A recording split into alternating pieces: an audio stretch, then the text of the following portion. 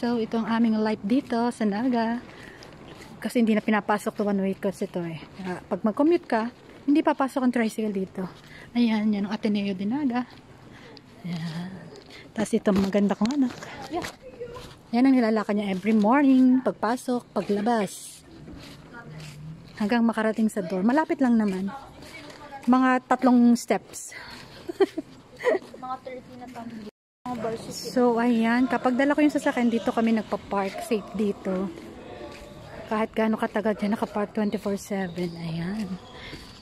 Tapos, ayan yung malaking building niya sa harap. Dyan ang dorm ng aking Janakis.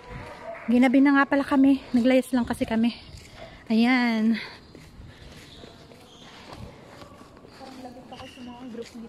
Ayan. Dyan.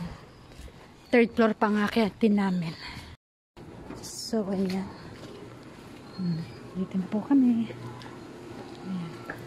Hindi, ito yung sa likod kami. So, ayan. Ito yung ibang may-ari nito. At ang palapag na to. Sa kabilang building kami.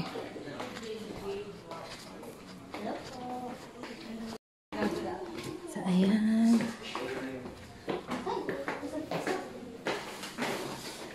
At to 3rd floor tayo mga bebe ko.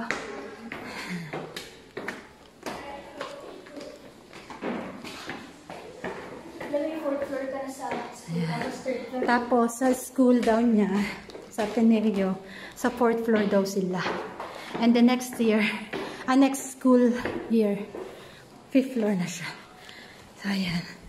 Dito kami.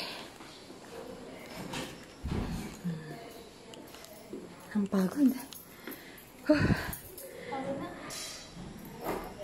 Katatapos lang ng recognition niya kanina. So, nag-aya naman siya Shem. Ayan. So, here. Ayan, medyo nakapag-ayos na ako.